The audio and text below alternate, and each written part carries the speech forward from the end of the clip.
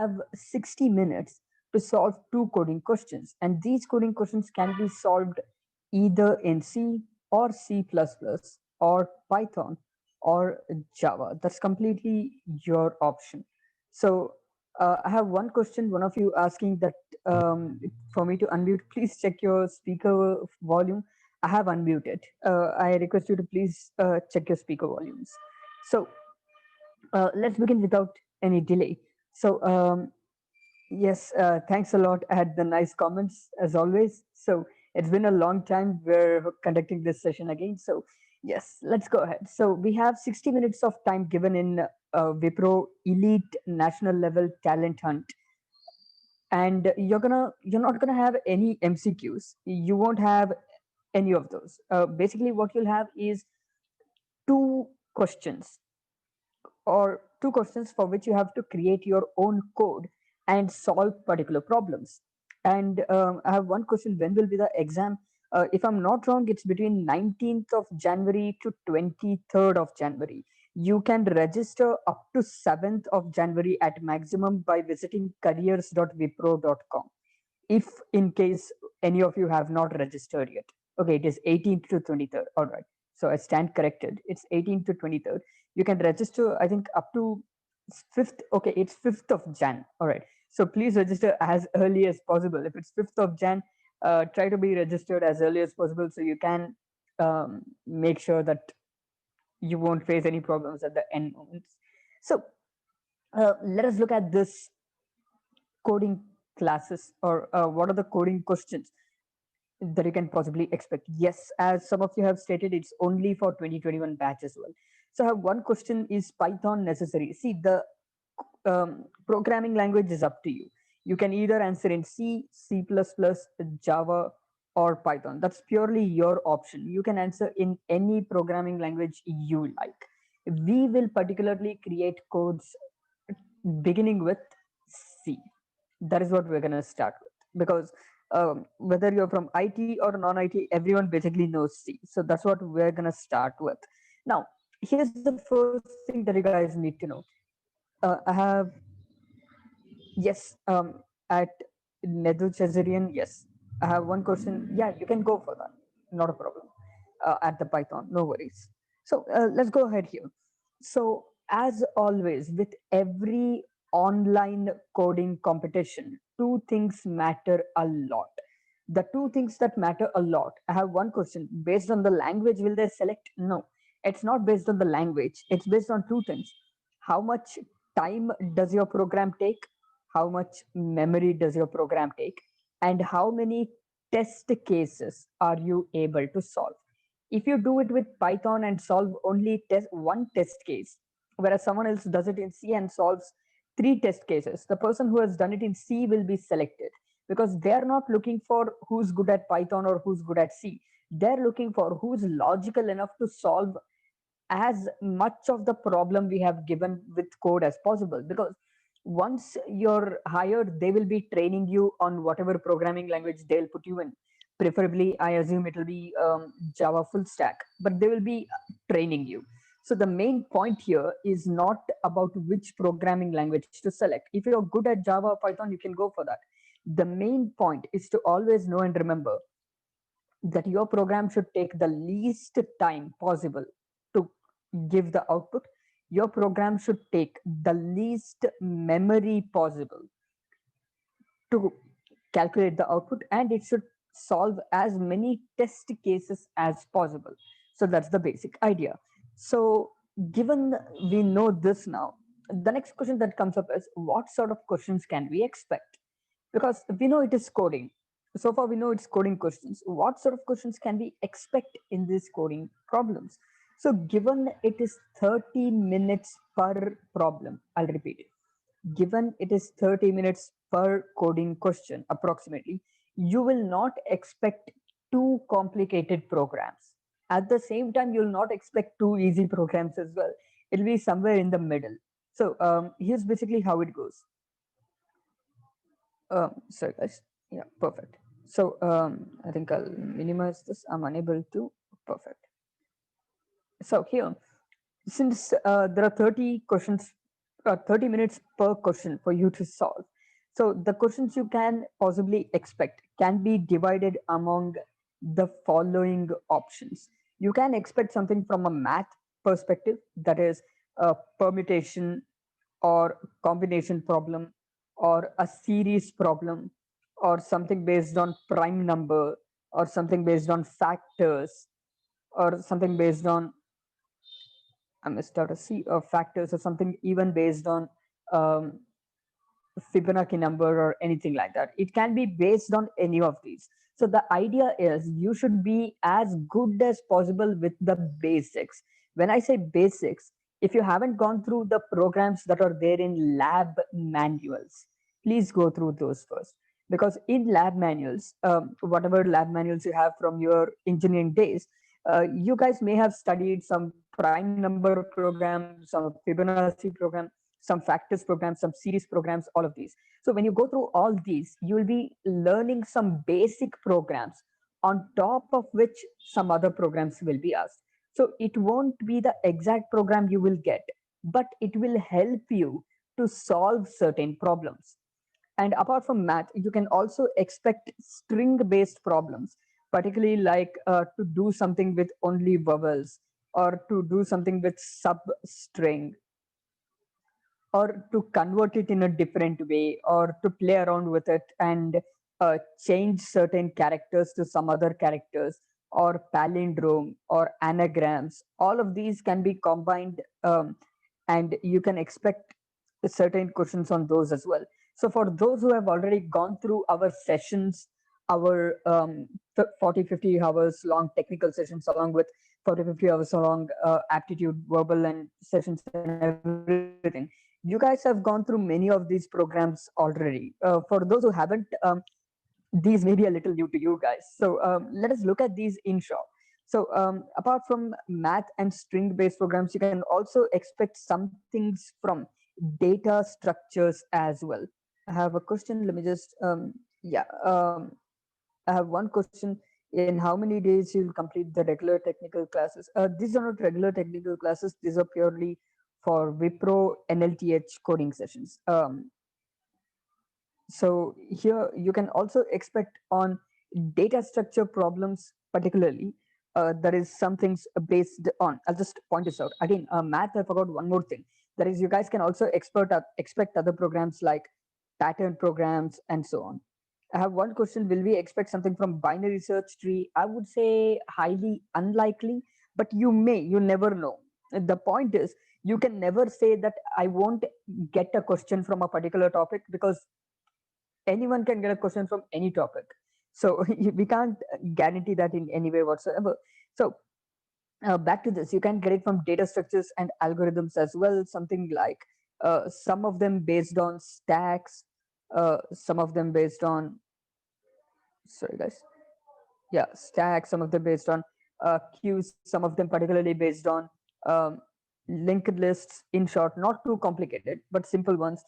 And some questions you can also possibly expect from sorting methods, searching methods, and something from greedy algorithm methods, and so on. These are some things you guys can expect. So we'll try to go through as many of these as possible in our sessions here. Yeah, at one of you have asked about dynamic programming. If you know it, it's better. You can solve a program in many ways. So when we talk about greedy method and everything, some of them are based on dynamic methods, dynamic programming itself. So I have one more question on five. I have the regular classes. We'll leave it away for now. Let's focus on those separately. I have one question. What type of questions can we expect in Wipro? So it's on these topics, but what type of questions? I'll explain it ahead. So I have a question about greedy methods. I'll explain that in detail when we go ahead for data structures and algorithms. I'll go through that in time.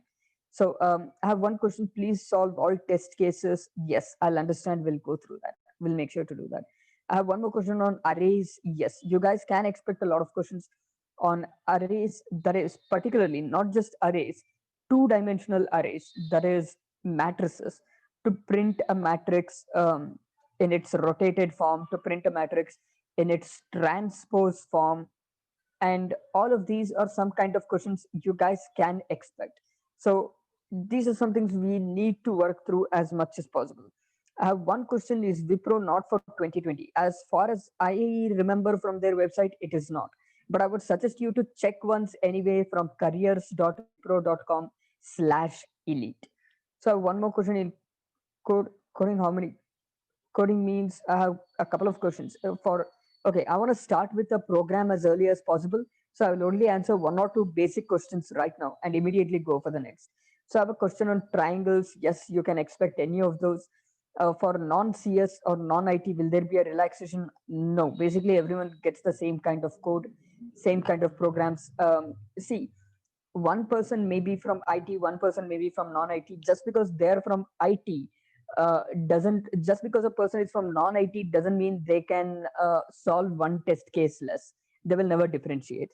So going from these questions, let us now go for a couple of um, problems already. I have a couple of more questions. Can we work with Wipro with arrears as well? So yes, so there are some particular cases. I'll just show you guys the same thing. That is careers Wipro Elite. I'll just show you this particular site just so that you can go through it once, because there are so many questions that I've received. So you guys know that you just need to have 60% or above, 65% or above in graduation. Year of passing must be 2021, BTech or MTech, whatever you guys have done through. That is integrated MTech, not MTech separately, I think. So any circuital branches, CSIT and circuital, that means EC and Triple E, if I'm not wrong. So NCA isn't eligible in that case. So the designation is this: you get 3.5 lakhs, and all of these sort of things. So you can have maximum 3-year gap, and I think all arrears or backlogs should be cleared at the time of selection procedure. So these are the basic criteria that you guys need to just know. So let us now go ahead. I hope that answers all the questions that you guys asked up. So shall we go for the first program, guys?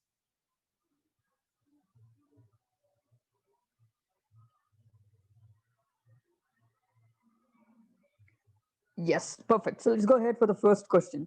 Now, before we go for the first program, I just want to point out that in our first session, the kind of programs that we're going to go through here are going to be basic programs that you can possibly expect in Wipro Elite National Level Talent Hunt. So let's start with the very first program. And here's the idea that I'll just give you guys. Any question that is provided or any program that are provided in the interviews will not be direct. You will not be getting any direct question like, this is the input, this is what is supposed to be the output, calculate. They will never ask you something like that. Instead, all the questions that will be there is going to be something like, let's say, um, Amit recently started to learn, let's say, about numbers which are mirror, which are same when reversed. So they're not even stating in the question that it's a palindrome. They basically give a question which are something like this: Amit recently started to learn about numbers which are same when they're reversed. And what they state here is, he wants to know, this was a question that was asked a couple of years ago, so that is why I'm taking this question first up. He wants to know all the palindromes, or all such numbers between two numbers such as 5000 and 6000. So write a program in any language that you choose to solve or to print all the numbers that Amit requires between any two given input numbers. These are the kind of questions you guys can expect. And in the question you can see that nowhere has it been written that it is, how do you say, a program to work on palindrome. So you can guess that by this program, what is the input, what is the output. So the more you read this program, you can figure out that, hey, we are supposed to read or get two inputs. So we have two inputs and we're supposed to print all the numbers. Apart from just the question, they will also give you what will be the input and what will be the output. Generally, your input they will give you as two integers, a and b, and your output should be something like all the numbers that meet the criteria of Amit between A and B. So they will also give you a sample input and a sample output like this. Sample input will be something like, let's say, 5 or 50 and 60, and your sample output is only 55, because 55 is the only number between 50 and 60, which is basically a palindrome. So these are the kind of questions you guys can expect. Now, let's go ahead and start with this. In this program, also in some interviews, also in Wipro, instead of just providing like this, they will give you something like 1 less than equal to A less than equal to something like 1000, or and 1 less than equal to B less than equal to 10,000 or something like that. They may also give you such input criteria, and all the output numbers should be like this. So instead of 50 and 60, I'll just take it as 50 and 70. So you guys can see that in the output, sometimes there may be like each number should be separated by comma, or each number should be separated by a new line and something like that. These are some kind of questions where you need to remember the output, sample output, whether they've used tab spaces, whether they've used comma, whether they've used new line. So that's something you need to know, because a compiler which is going to check all these factors will check only on this basis. So please make sure to always observe these little things. Now let us go with the code of this. Now that we are clear with this, let's start with the code of this. Now I'm going to go with the C code, so that all IT and non-IT branches together, everyone can basically understand all of these very easily. Only in some programs where it is very easy to do in other languages, only in such cases, I will go ahead to explain both. But for this, let's just start with a very simple thing. Let's start with stdio.h and let's create a void main. And now, a couple of years ago, this is what Wipro did. Wipro asked Wipro gave you half the program, and they asked you to write the other half. That means they stated that we are reading two inputs here like this: percentage d, and ampersand a, ampersand b, and let's say they are integer a comma b, and it's let's say printf enter the two input numbers slash n. Now, if you are supposed to write the entire program, please don't write any printf statement and don't write anything apart from what is asked by the interviewer. According to the interviewer, if according to the question, if sample input is 5070, sample output is supposed to be 5566, your output should not come up with an extra line like, please enter two numbers here. That may just make your program, in other words, not eligible to be meeting the basic criteria of the output. It will tell you that the output itself is wrong. So please don't write anything else. Please don't write also things like the output is something like this. Don't write anything else except for what they have asked. Only print exactly what they have asked. So let us go back here to our program here. So we are supposed to enter two numbers. We're supposed to store the values in address of A and address of B. And if they give such a program with printf, that's okay. But I'll repeat again, you don't have to print anything else except for what they have asked as the output. Now, let's go ahead here. Once I'm first taking up the example where Wipro had asked the question where they give you half the program, you have to write the rest half. So they will call a function here. Let's call function here, for instance, check um, number patterns. They will not even state within this that whether they are palindrome or not. So they're sending the values of A and B, and you have a function here called void check num pattern, or instead of check num pattern, I'll just call it as print num pattern, where we are reading integer A comma integer B. So in this function, you're supposed to read, or they will state, they will ask you to write your code here. The rest you can't edit. You will not be able to edit the rest of the program. They will ask you something like this, where you need to understand what is it that they have given and write the rest of the code here. This is one kind that they may ask. So the other way is, they will not ask, they will not give such a function, they will not give anything. Your entire code will be empty, you have to write. So they have asked questions in both ways. So my suggestion is to be prepared for both, because you may not know what kind they will ask this time out. So if they give you a question like this, if you observe the void main function, they are, I have one question, can we change function, let me just read this. Can we change function call name? No, you can't change anything. You can only write within these brackets. You will not be able to modify anything that they have written. Wherever they have said write your code here, you have to start writing your code here. That's it. That's the whole idea. um, if you're able to change, then it doesn't make sense for whatever they have given. So if they give such a question, let us try to understand this and see how we can solve this problem first.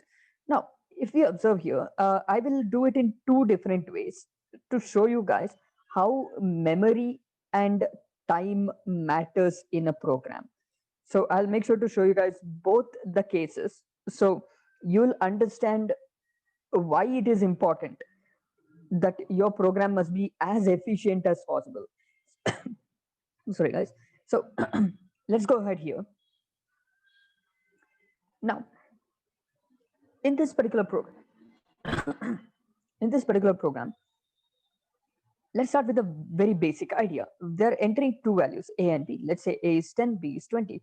We're supposed to go through all the numbers between 10 and 20, and we're supposed to check whether they are palindromes or not. So we know that the idea is to create a function to check whether a number is palindrome or not. So here we need to create a loop. Think about this, guys. And one thing I'll always state, for any interview program, this is more important. Whatever I'm about to say is more important than the entire program itself. In any program, whether it's a simple program or a difficult program, always start, first step, always start to create the steps. Figure out in your own mind what are the steps you need to solve the problem. Once you have figured that out, then write the code, because you need to make sure whatever steps you're writing is efficient. So that is why I'll always suggest to write the steps first. Now let's try figuring out one of these. So I have a couple of questions. Yes, you can write it in any language that you choose, and yes, time complexity and space complexity are of importance. That is why I've stated that it should take as less time as possible and as less memory as possible. Now let us start this program. Now let's say the given inputs are 5,000 and 6,000. Now how many values are there between them? There are 1,000 values. I'm supposed to check, or I'm supposed to calculate, or I'm supposed to figure out if any of these 1,000 values are palindromes or not.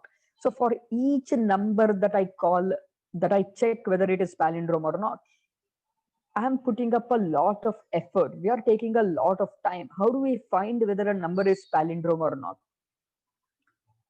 Remember, guys, how do we find whether a number is palindrome or not? Just let's revise back to a very small, simple thing.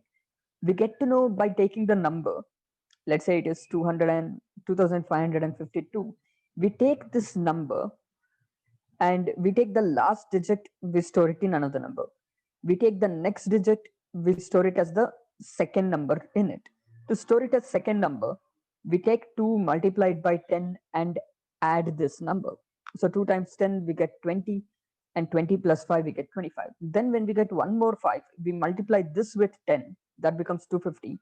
We add this number as 255. Then the last number we get, again, we multiply this with 10, it becomes 2550. Then we add the 2 at last, and this becomes 255.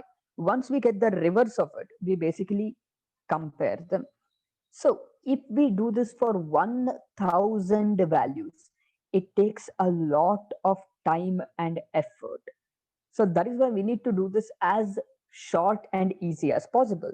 So let us try to figure out a different way. Let's take this example, 5000 to 6000. These are the two numbers that they're asking. Now, I'll state one thing. This exact question was asked in another interview as well, where they fixed the input as 5000 to 6000 only, and they wanted to check the most efficient program. That was also asked earlier in Wipro, much earlier, not as of late. So this question was basically asked in two different ways. So let us figure out how can we do this. See guys, if I'm finding out whether a number is palindrome or sorry, whether a number is basically palindrome or not, before reversing and checking it, can I first say it is only palindrome if the first digit is same as the last digit?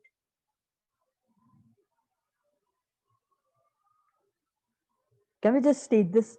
Then we can figure out the rest. If the first digit is same as last digit, only then it is a palindrome. Otherwise, it's not.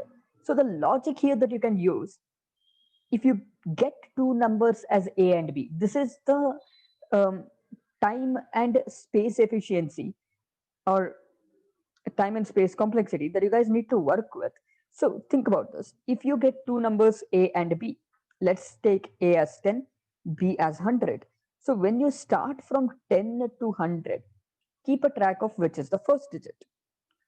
If the first digit and last digit are same, only then check whether they are palindrome or not. If they are not same, don't check whether they are palindrome. Now, for this, if you want to implement it, there are different ways to do it. The ways are, if it is a two-digit number, you have to check for every, like for 10, for 20, for 30, for each of them, you should check. But I will give you guys the code to do it for four-digit numbers. I will only give you guys the code to do it for four-digit numbers. You guys can modify this for any kind of digits that you guys want. So the reason I'm going for four-digit numbers only is based on the question that was asked. That is 5000 to 6000. This exact question was asked, and the students were asked to figure out what would be the most efficient way to find a palindrome between two four-digit numbers like this. So let us take this idea here. If it's a four-digit number, you need to first figure out what that number begins with. If that number begins with 5, start from 5000, 5005, and add 5 each time. Sorry, start from 5005, add 10 each time. So how many are we checking? For every time, we are making sure that 9 digits are not checked. Please note, 9 digits are not checked at all. So isn't that more efficient? You're basically taking 1/10 of the time that is supposed to be taken. So I have one question. Can we convert int into char and reverse it and check? You can even do that. You can even do int to char, but even if you take it as a character, even in character, you're basically reversing it. You're basically reversing it as well. And adding as a character is very difficult task. It's a number. You're supposed to perform addition, right? So addition will become a very difficult task. So let's go back here. Let's assume this input is 5000 and 6000. I will solve this initially by taking inputs as 5000 and 6000 only, as that was the question that was asked. Then we'll modify it for some other purposes. So let's start with it here. If the numbers are 5000 and 6000, we will know here so far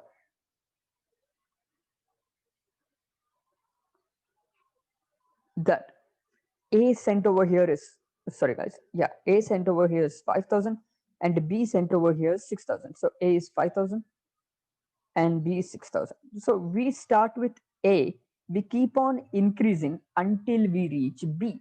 Now the condition here is, observe guys, you need to check through multiple conditions. I'll just point this out. Before going for 5000 to 6000, I'll just point out one small condition for your reference. If it is 5000 to 7000, you need to keep a count of first digit every little while.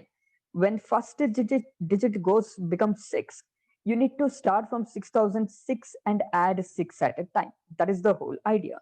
But for now, let us do this in the brute force method, the simple method that we do, simple brute force method. That is, we take every number and check it. So we basically just take an integer I and we just use a for loop. I equals A. Condition is I less than equal to B, I plus plus. That's it. In this for loop, we need to check if I is palindrome or not. Let us first do this brute force method. We need to first check if I is a palindrome or not. So to do that, I hope everybody knows how to check whether a number is palindrome or not. I will explain it in short. I will not be going in way too detail, which will take up a lot of time of ours. So I'll explain it in short. The idea here is, again, for those who don't know how to check whether a number is palindrome, if you have a number, you should reverse it. After reversing it, you can compare. So to reverse it, you need to take the last digit and put it to first. How do we take the last digit? You can take the last digit by performing modulus with 10. Whenever you perform modulus with 10, remainder will always be the last digit. So if you divide 5225 by 10, it is divisible by 522. So that becomes 5220. The remainder you get is 5. So by modulus of 10, we always get the remainder. So that will store in a variable called a remainder. Now, after storing it in the remainder, let's say that is your new number. Sorry, guys. That is your new number. So once you get the new number, the next thing you need to do is get the second number. Now, the problem is we can't get the last second digit of a number. We can only get the last digit. To get the last digit, we perform modulus by 10. Since we need to get last second digit, we need to remove this last digit. And how are we going to remove this last digit? By dividing it by 10. When you divide this number by 10, 10 times 522 is 5220. You get remainder as 5.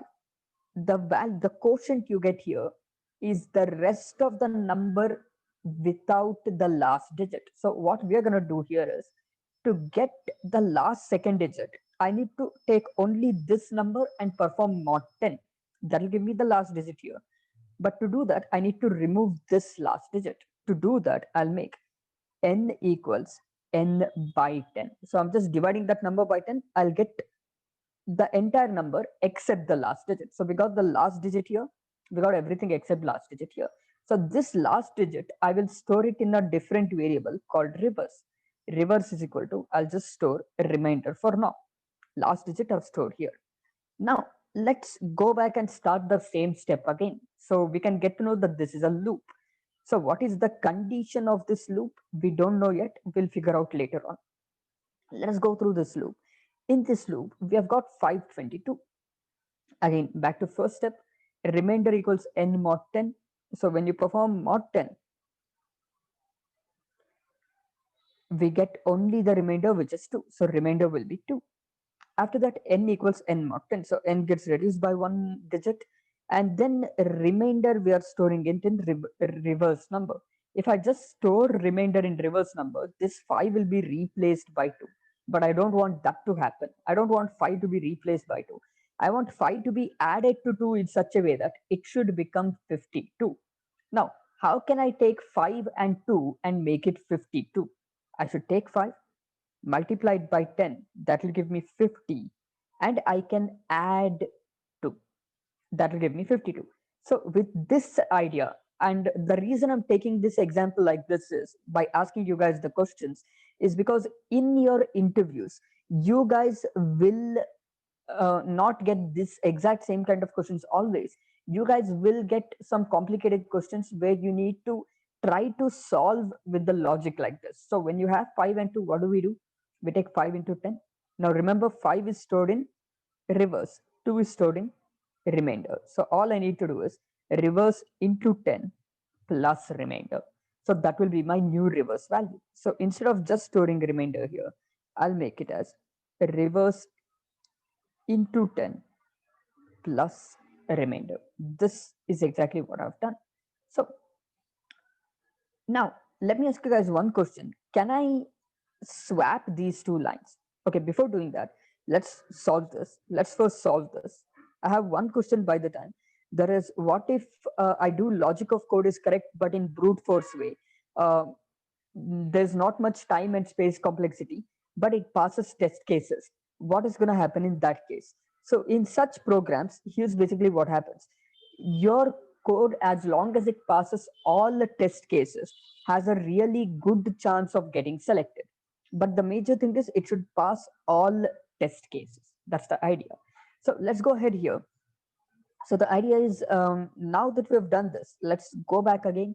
Again, remainder equals n mod 10. N mod 10, I get 2 as remainder, and n equals n by 10. N by 10, this 2 is done. I'll only be left with 5. I have one more question. What does test cases mean? I'll explain that when we finish this program. You'll understand it much better. And then let's store the reverse back as reverse into 10 plus remainder. So reverse here is into 10 plus remainder, I get basically 5 to 2, 2. After this is done, let's go for the next one. Now when you do remainder equals n mod 10, 5 mod 10, this is where it's confusing. When you divide something with 10, if it is lesser than 10, it will always divide by 0. This is the logic. Whenever you divide something by 10, if the value you are dividing is less than 10, it's always going to divide by 0. And the result you're going to get will be that digit itself, which is 5. So remainder will be 5. And when you perform n equals n by 10, that will give you the quotient, which is 0. So this is the basic idea. So here, the remainder will come as 5, and when n equals n by 10, since quotient is 0, this value now becomes 0 entirely. Now let's do reverse equals reverse into 10 plus remainder, 5 to 2 into 10, 5 to 2, 0. Let's add 5, that becomes 5 to 2, 5. That's the end of this code. Now, am I supposed to repeat this step again? Am I supposed to do a remainder equals n mod 10 again? Should I do it again? This is the value of n. Am I supposed to do all these steps again now for this number? No. We stop when n becomes 0. So our condition to repeat these three statements are until n becomes 0. So while n not equal to 0, you basically do these steps.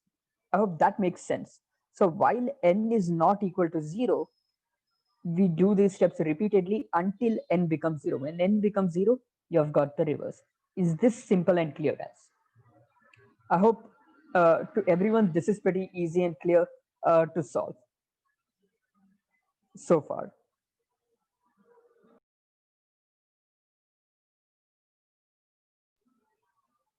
Perfect. So now that it is, I have one question. Can we write on while of n? Yes, better idea. You can also write while of n, because the condition here is while is a loop which takes a value that is either non-zero or 0. Whenever in a condition, if you give a non-zero value, it is considered as true. It will go within the loop. Whenever you give 0, it is considered as false. It will exit the loop. So you can also give while of n. So we'll do the same here. While of I, we will check. We right now we are finding reverse. So to find reverse, let's create a variable here called reverse. I'll just store here as, along with I, will create one more variable called reverse. So while of I, let's write the exact same question. I have one more question. While of n I greater than 0, yes, you can do while I greater than 0, or while I not equal to 0, or while of I. If you do while I greater than 0, that won't be right for a couple of test cases. I'll explain why. Because in input, they may also give you negative number as well. So that is one thing you guys need to know. That's one of the test cases we need to work with. So let's take while of I. Initially, of course, the reverse value should also be 0, because if it is not 0, in the first step, if it is some garbage value, that garbage value, if it is minus 100, that will be minus 100, that will be multiplied by 10 and added remainder. So even if it's a palindrome, it will never be shown as a palindrome. So we need to make sure the initial value of reverse is 0. I wanted to do that at the end, but since some of you pointed it out, that's always a good thing. So let us go ahead from here and now continue ahead. And here, the basic idea now, please observe to everyone. I have one more question. Will this code work for negative numbers? Yes, that's one of the test cases I'll show up next. We'll go for that up next. All right, but before going for that, let's go ahead here. So the code that we have done already is, let's just take the same remainder equals, instead of n, I'll take it as I mod 10, then I equals I by 10, and finally you have reverse equals reverse into 10 plus remainder. Now, I'll ask you guys one question. Can I swap these two statements? The statements in line 10 and 11, can I swap between each other?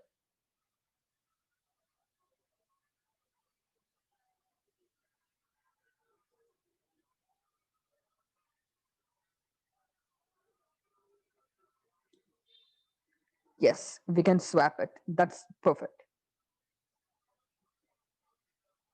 So now that it is clear, let us go ahead in the next part. Let's just swap them, because whichever way you do, they're immaterial of each other. Now let me ask you all, do I need to create a separate variable called remainder in every step? Can I just take I mod 10, because I'm storing I mod 10 in remainder and I'm using remainder here again? Can I directly use I mod 10 here by removing this variable remainder? Won't that make my program a little faster? Of course, it's in milliseconds, but when you loop it so many times, when you run through a big repetition, it's much faster. So this is one way where you can improve the speed of the program, basically. So these are some little things that we can start working through. When you talk about time and space efficiency, it's not a breakthrough model that you feel like, hey, I'm going to improve my program in such a way that it's going to do so many things in a short time. No, it's just sometimes a little change within a loop where you're going to have to do so many things happen similarly. So this is one thing that we need to know. So with this clear, we need to next figure out, after this is checked, we need to figure out whether the initial number and the reverse number are same or not. So let's check out if I double equal to reverse. If they are same, I have one question. Why did I swap statement?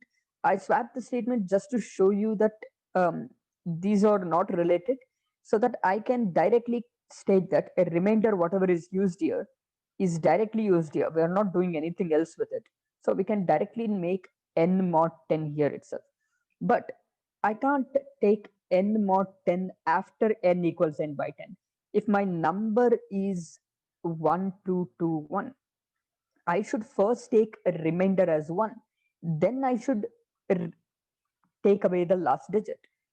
If I keep n equals n mod 10 in the first statement, that means I'm taking away last digit and then taking 2 as remainder. That is not the right logic. I hope that is clear. So I have one more question. We have taken a for loop. Why do we need to take a while loop? See, to everyone, please note and observe this.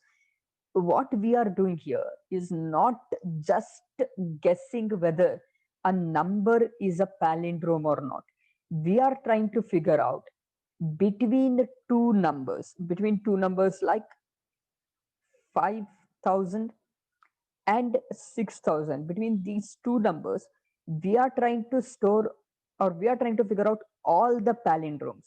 That is why I need a for loop first to go through A to B. So first for loop is for a variable I, which starts from 5000, increases one at a time up to 6000.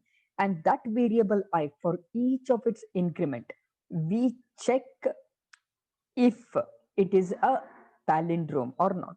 I hope that is clear to everyone.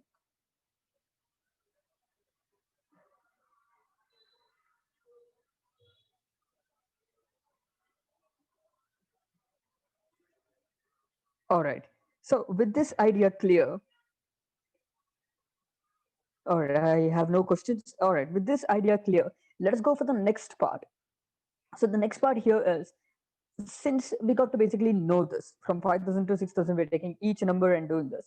Now, this is slightly more efficient. I'll repeat, only slightly more efficient than the previous program. I have one more question, but in first we have to store the I value because I is changing. Yeah, see, I'll point this out.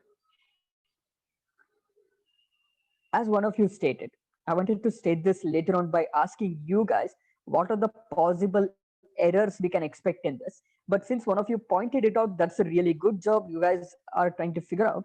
See, in our program, in any program whatsoever, if I'm using a variable for as an index of the for loop, can I use it anywhere else in between? Because if it is 1000 here, once I go through this loop, what happens? It becomes zero at the end. It becomes zero at the end. If the variable becomes zero at the end, can I compare it with its reverse? Remember, guys, do I have my original number? Once I take the number as 1221, when I keep on dividing it by 10 again and again, what happens to this number finally? It becomes zero. If it becomes zero, I can't compare that zero with the reverse. And if it is zero, when you go back here to increment, here also it's going to become zero and it goes through an infinite loop. You will go wrong in that case. So a rule of law, if you're using a variable for to iterate, never use it anywhere else. So instead here, what we're going to take here is just take another variable int j equals I, or you can take it as int temp equals I. You can take it as whatever you want, completely up to you. So I'll just take it as, so that everyone are clear with this, I'll take it as, we'll take this as num, so nobody gets confused in these simple programs. So we'll take it as num, and we'll call this as temp equals num. Temp is the value which becomes 0 in our program. So we'll take temp equals temp by 10. Now that this is done, when we compare, we're supposed to compare the original number because temp has become 0, whereas the original number num still remains. So I'm going to take the comparison of if num is equal to reverse. If they are equal, then we'll just print on the screen that number. Remember, please remember the output that we're supposed to do. We're supposed to print the number and then go for next line to go for the next number. So here, all that we're going to do in this simple case is print percentage %d slash n, because each of them should be separated by new line character. And that's it. If it is not equal to reverse, we're not going to do anything. So I have one question, but I equals 0 will be destroyed after that scope. See here, okay, I have a couple of questions. Let me answer them. See, num is valid throughout the for loop. The for loop goes from line 6 to line 15. Please note to every student, the for loop goes from line 6 to line 15, and this variable num is valid everywhere.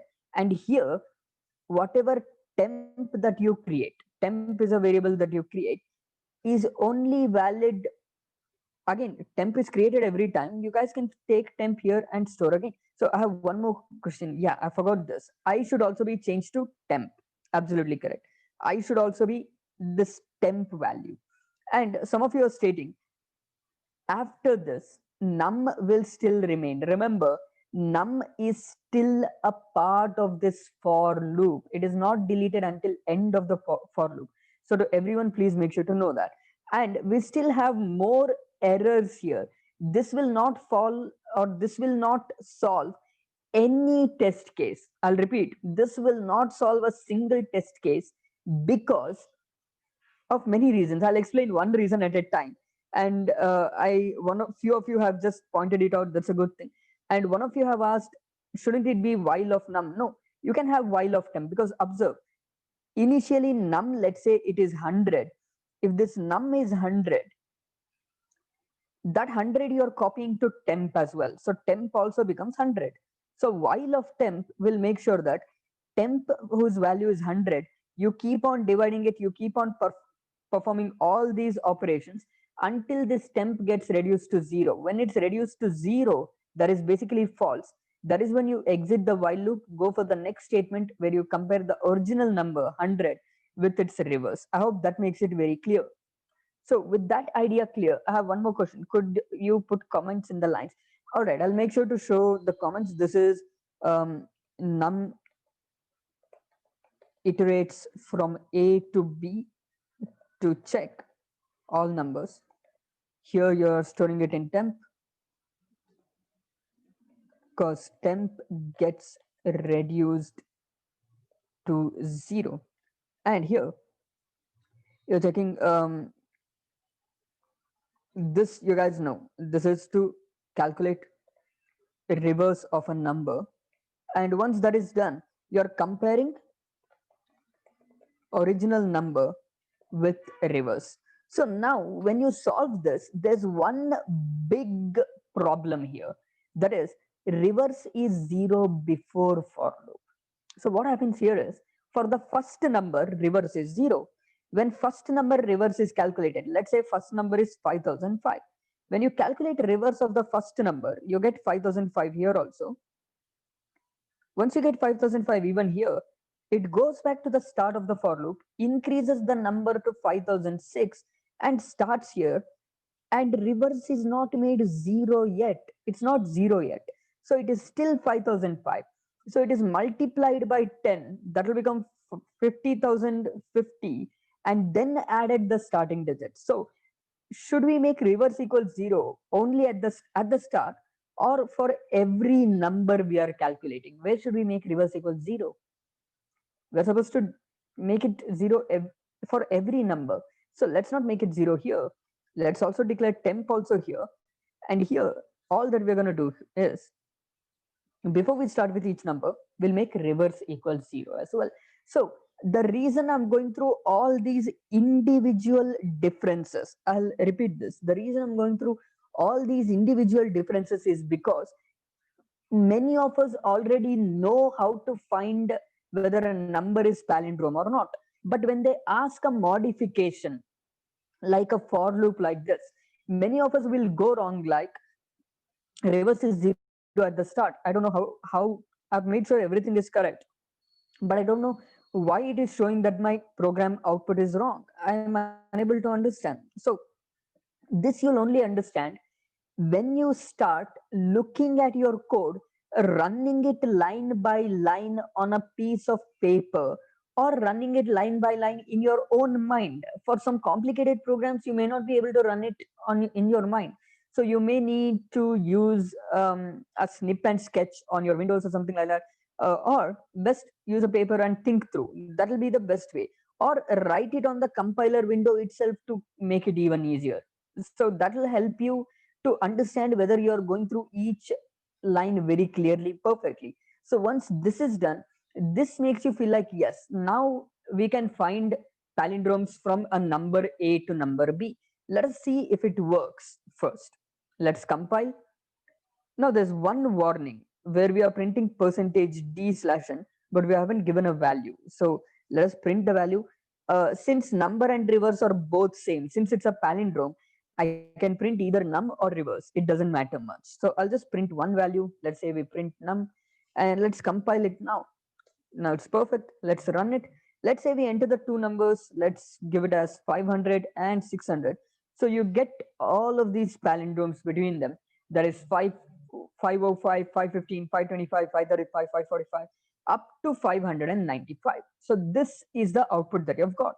Now, let's try this in a different case. Now, in input, they have particularly stated that it's a positive number. But in input, if they state that 1 can be less than equal to 1000 and B can be less than equal to 1 lakh or something like that, then your program may go wrong. Think about this. Assume that it is a 16-bit compiler.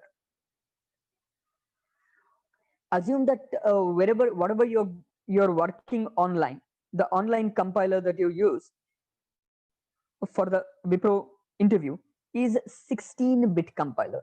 If it is 16-bit compiler, what will be the size of int? What would be the size of int? If it's a 16-bit compiler, not a 32-bit compiler. For a 16-bit compiler, size of int is always 2 bytes. Size of int for a 32-bit compiler is always 4 bytes. So if it's a 16-bit compiler, an integer will not be able to store a lot of numbers. If you all know integer in 16 bits, I'm particularly speaking about C more and more because we have a lot of non-IT students who may not know other languages. That is the main focus why I'm pointing out on C.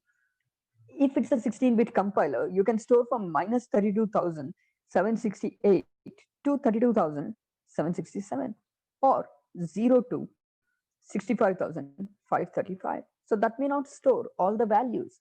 So you need something larger than int. So we basically use long int, which takes 4 bytes with much higher range. So in that case, you have to use in your program long int rather. Instead of int everywhere, you basically have to use long int. So that's one change you may need to do. And whenever you use long int, whether to print or whether to read, you have to use percentage LD. That is one more change that you need to know. So for long int, I'm just going to make it as percentage LD. So since I'm sending here, I need to receive them as long int as well. Let us receive them as long int as well. And let us make all of these variable as long int as well. It takes a little more memory, but it'll be storing whatever value you have. Now, one more condition is if they give a much higher value like this, even long int by default stores negative as well as positive values. If their input is only on positive values, then you need to make sure, I'll just point it out, you need to make sure that in your case, it is unsigned long int. By making unsigned, it will store only positive. So I have one more question. For Python, don't do anything. Just leave it as it is. For Python, you don't even have a variable declaration. If for those who work with Python, you just read A. You just read A with an int wrapper. That's it. You just read B with a int wrapper. That's basically it. Their integer itself takes a much larger size. Please note this. It's not the same as C or C++. I have one more question for Java. There's no unsigned. Give it a check. My first suggestion is to give it a check because Java is based on C++, which is based on C. So my first suggestion for you is to give a check whether it is there or not. Now, let's just make one modification in this program. Let's try, let's make it back to int how it was. Let's not overcomplicate this. Let's make one small change. I'll give first input as minus 500 and second input as minus, let's say, or plus 500. If I do this, I'm getting all the values from minus 500, whichever of palindromes, till I reach positive values. Now, for negative to positive, you don't have to do anything because our loop goes from A to B itself. Even if you have negative to positive, your loop is going from A less than equal to B and you keep on increasing it. So there's no problem with this. But the test cases which you may require are for huge numbers like this, or in some cases, they may give a question like, A and B could be any values. In other words, they may give you A as the larger value, B as the smaller value. If A is larger and B is smaller, you have to find a different logic. If A is greater than B, just swap them. I think you guys can easily just swap them. So this is one of the small questions that I'm just showing. But in interviews, this same question can be modified in very different way. Last year, not last year, 2 years ago, another question that was recently asked, not particularly in Wipro, but something similar to this was that given two numbers, A and B, find out the count of palindromes. After you find the count of palindrome, check if that count is a prime number or not. This was the question they have asked. Now, I have received one question how to find the count if possible. So just take one more variable called count equals 0. Now, you know it's a palindrome when number and reverse are equal. So in this case, instead of just one statement, when number and reverse are equal, just do two statements. Also, increase count. That's basically it. This is how you get count of the palindromes as well. And this count variable, after the entire for loop is done, you need to check if count is a prime number or not. So that was a question that was recently asked as well. So my first suggestion from the first session that we are going through, the first suggestion that I would give to everyone is to make sure that you go through as many basic programs as possible. Please do not ever neglect these basic programs. So one suggestion that I would give is to go through all these basic programs as much as possible, like palindrome and reverse of a number, anagrams, and Armstrong number, factors of a number, Fibonacci series, prime numbers. Make sure you're good with all these basic programs, because there's a really good chance that you may get a question that is on top of these basic programs, small modification. And only those people can solve these programs who understand the logic. If you're by hearting a program, we won't be able to modify this. If I, let's say, mug up this program, I will not be able to modify this program to make a small change. So the one suggestion I would give to everyone, whether from IT or non-IT, is to trace out, go through, try to understand and solve these basic programs that I've stated by yourself, so that you guys can work through the same. So I'll just share the program that we've just done today for your reference so that you can access it as well. That is 30/12/2020. So I have all right, I have a question that is which programs should we need to practice from basics? All the programs that are there in your lab manuals, basically almost as many of them as possible. So I'll just paste this here for your reference as well later on if you'd like to access. I'll also put it out in chat as well. So I have one more question. Will you provide programs to practice? Yes, from the next session, I'll be providing a lot of programs to practice as well.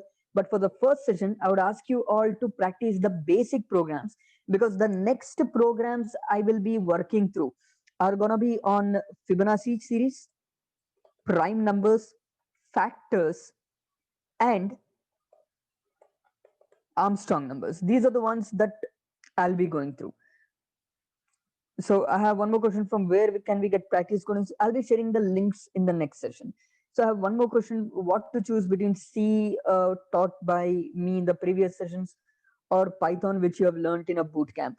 It's completely up to you. It's your choice. See, if you're really comfortable with C more than Python, choose C, because you need to create your own code in the best way possible. But if you're comfortable in Python much more than C, then by all means go through it, because Python is also a powerful language to work through. So yeah, you can solve in Java as well. I've received one question: can we work through in Java? Yes, you can. So with this, before the next session, I have one more question. Where do I get a lab manual from? If you can just Google C lab manual PDF, I'm sure you can get it off many colleges as well. So yes, Yes, the more you practice on the basics, from the basic questions, from the basic programs, the better it is. Thanks a lot for the nice feedback at everyone. We'll catch up in the next session, and we'll go through more and more with data structures and everything as well. We'll be able to go through. So no, Python isn't slow. You can use, um, see, not every Python library will be available for interviews. Most of the Python lib or packages that are created are third party packages. You will not be able to use them. Only inbuilt packages will be able to use. So please note that always. I have one more question, similar questions to CodeVita. No, CodeVita will be slightly more complicated than this, but somewhat you can state they're somewhat comparable. So I have one more question. Please give flow of study, how to prepare. Start with the basic programs, and for each session, in each session, I will keep going through what to go through further and further. Um, and I have one more question. Yeah, thanks a lot for the nice feedback. Yes, test cases, as we have gone through a few test cases here. This question doesn't have too many of them, but we'll be going through more and more programs with some complicated test cases, which I'll explain in detail further on. So we'll end the session here. I hope everyone had a good time, and we'll keep practicing more and more. Since you've got about 20 days of time, keep practicing a lot so that that will help you a lot. Test cases depends upon the programs. So that we'll see over time. So we'll catch up in the next session. At Kamal's question, I'll confirm. I'm not sure. I'll just confirm and let you guys know. So have a good time, guys. We'll catch up in the next session.